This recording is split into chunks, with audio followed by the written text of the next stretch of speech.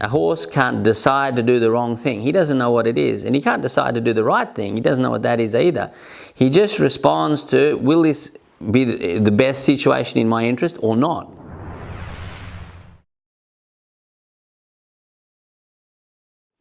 One of the things we really need to get right is the negative reinforcement, is this understanding when to remove pressure. You know, when we talk about negative and positive in science, it means adding and subtracting. It doesn't mean good and bad. That's very, very important. Sometimes you say, well, I basically teach the horse to respond through negative reinforcement. People go, oh, that sounds pretty bad, negative.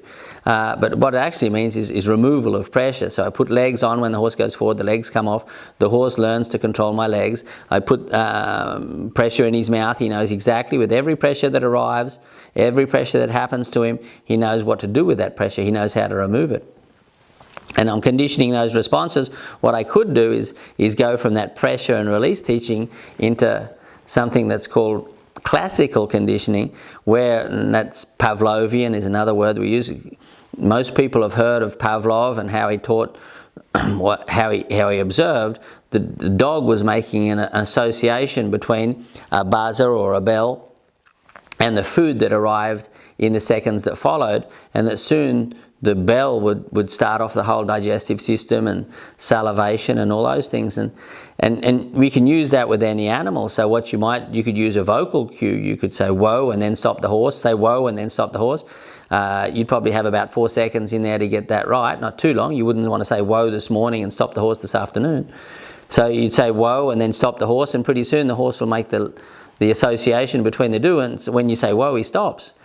You could do it with your body. You could block your seat and then stop the horse with your hands, and pretty soon the horse would say, okay, when that happens, the next thing that happens is this, and if I anticipate, well, that's working out well for me.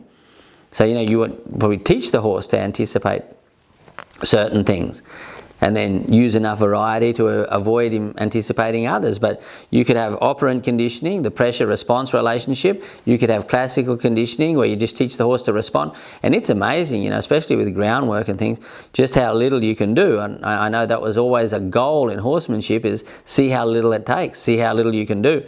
And understanding that science, where you can remove things, you can get things down.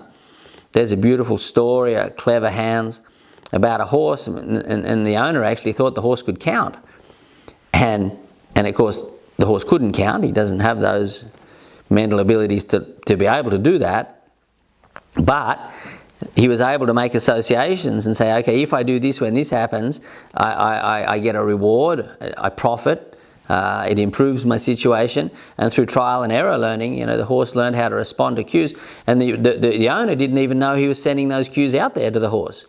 So he was pretty disappointed when he found, when they started putting a curtain between him and the horse, and suddenly the horse couldn't count anymore. So, well, I must be doing something, and that was no doubt pretty disappointing.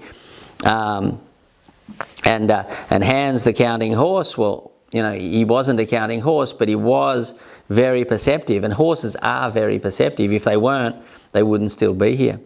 So once you've got how to condition responses down, now we know how to teach the horse to respond to pressure and release. We know how to apply cues, signals, really fine ones that precede, that happen before the pressures, and we can use either positive or really mastering that positive and negative reinforcement. Is the horse winning? Is the horse getting something when he's getting it right? A bonus. Understanding how to use positive reinforcement, which means, as I said before, it's mathematical, so it's adding something after the horse has responded correctly. And am I using negative reinforcement? So am I removing the pressures at the right time? If I was putting a horse in a trailer, I might use both. I might be using pressure. The halter is the horse. Does the horse know how to remove halter pressure? You know, because if he's resisting the halter pressure, well, I've already got one problem. So you'd want to improve that. Does the horse know how to, if I'm lifting up a stick or a whip or something and I'm using it, does the horse know how to make that go away? You know, if he's kicking at it, is it going to go away? No, not unless I want to teach him to kick. If he's moving away from it or forward, yes, it will go away. So does the horse know how to respond to those cues? And if that's the case, then I should be able to get his feet in the trailer. And if that's the case, I remove the pressure at the right time, and then I add, you know, maybe there's some carrots and apples or whatever in that trailer. And he goes, okay, outside's work, inside's good, I'm headed inside. But I would need to have really precise timing, and I certainly would need to not interpret the situation poorly. Sometimes people get into trouble with things like trailer loading, and they think the horse is being disrespectful and that their position as a leader is being compromised, and none of that's going on at all. And then they're getting all upset and their egos are getting bruised and things go all sorts of hell west and crooked. So what you probably want to do is, okay, is my halter response really good? Is my response to the stick, the whip, the whatever really good? And am I mastering my negative reinforcement when I'm removing the pressures, and my positive reinforcement when I'm adding things that might be agreeable to the horse? Punishment can be broken down into positive and negative as well, so that might help you understand a little bit the words positive and negative. If the horse does something wrong and I give him a smack, which I would never do, that, as far as science goes, is called a positive punishment. So, I'm adding something after the behaviour. Now, the horse is not going to find that too positive, is he? He's not going to, if I give him a big smack in the head or something, he's not going to say, oh, that was good, thanks for that.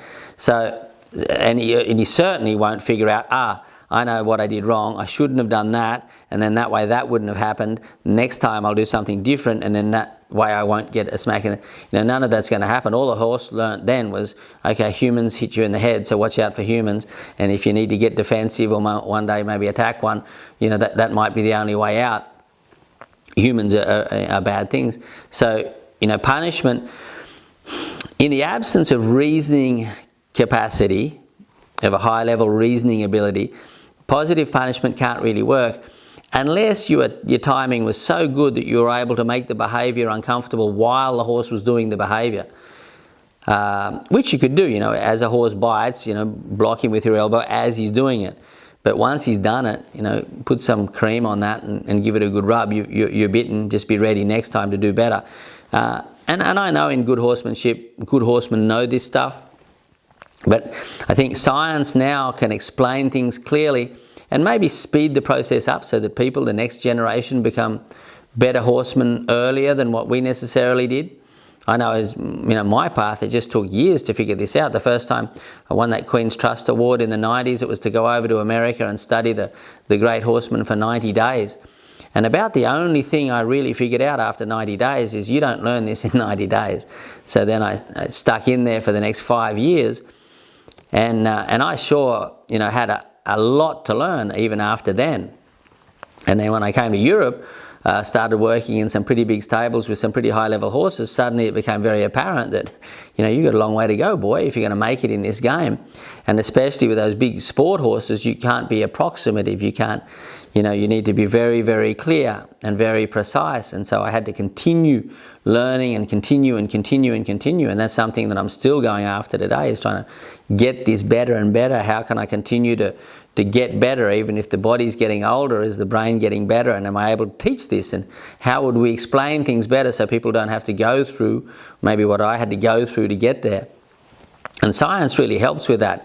So positive punishment, horse doesn't find it positive, doesn't work unless your timing was absolutely brilliant, you were making things uncomfortable while they were happening.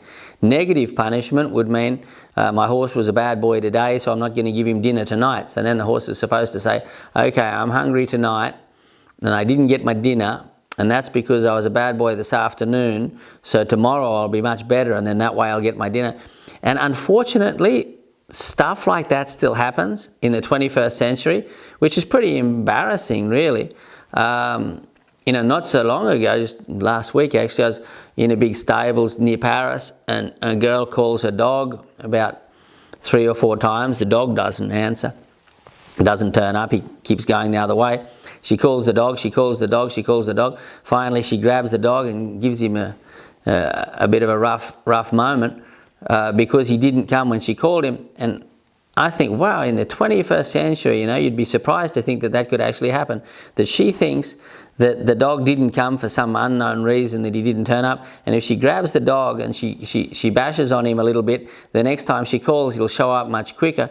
You would have to be pretty limited to think that that could possibly work, but it still happens in the 21st century. So I think the need to teach good horsemanship and the need to understand what's actually going on inside that brain, and certainly in the 21st century, the need to remove anthropomorphism, is that don't think that they have human brains in there. They just don't. And people that are so stuck on that, they get these belief systems in there and they start giving animals human brains. That's sick. That's really bad.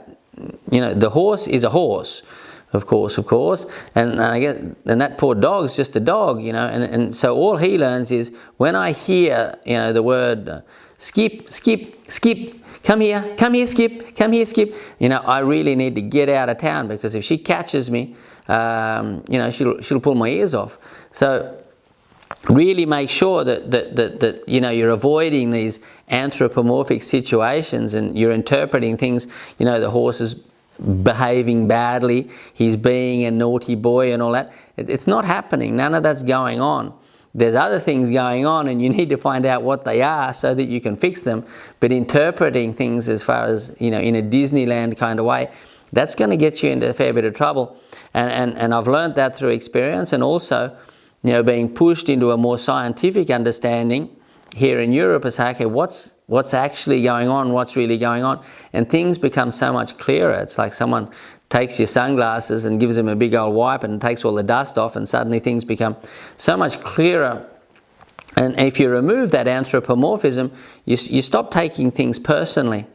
You see the horse is in trouble, you're trying to help him, but you're not taking it personally, and you're not getting defensive, because if the horse is already defensive and then you get defensive, you know, once you've got two defensives, well, you know, that's called a fight. And once you get in a fight, things go backwards pretty quickly. But if the horse was getting into trouble and you say, okay, how can I help you out of this? Where is it coming from? You know, being able to interpret the situation. You know, why is the horse finding this solution? In what way is the horse profiting from this? He wouldn't be doing it to harm himself. He wouldn't be doing it for any other reason. So obviously he thinks it must be a good solution. So in what way is the horse profiting from that? And how could I help the horse to find another solution that might work out better for him and better for me? But not saying, oh, it's bad behavior, or it's this or it's that. So there's certainly a long way to go with understanding, you know, how horses learn, getting very clear about it. So I'll just go back through those basic things again. So you've got your associative learning, where you condition responses. You need to be precise with that. Non-associative learning, where you teach the horse not to respond to things. The operant conditioning, where there's pressure and release. And there's also ways of using positive reinforcement in there. I'll talk about that at another time. And the Pavlovian conditioning, where you would apply really light signals that happen just before those pressures, and pretty soon the horse is responding to things that people around the outside, they can't even see what you're doing. And the horse is responding and think, what's he doing? You know, good riders, you don't see much going on. If you watch a good dressage rider, you don't see much going on. If you see a bad dressage rider, you can see him doing lots. But if you can get more and more from less and less, you know, that's the objective of every good horseman. But you need to know what's going on, how the horse is learning, and how to condition those responses with precision. And that's where the science fits in, and understanding how to use negative reinforcement, how to use positive reinforcement, and why not to use punishment, and also how to avoid anthropomorphic beliefs and you know, have a more scientific understanding.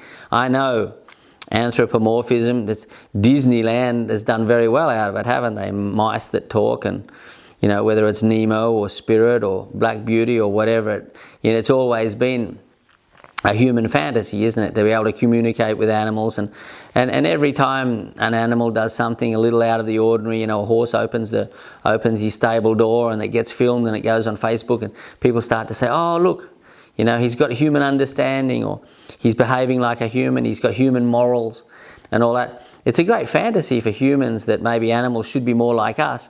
But I think if you want to train an animal effectively, just try and understand where they're coming from, because, you know, where you're coming from is not so important. try to take care of their objectives and their needs rather than your own. And usually it works out pretty well. If I take care of the horse's needs, I get my own. If I take care of my needs, sometimes I don't get much.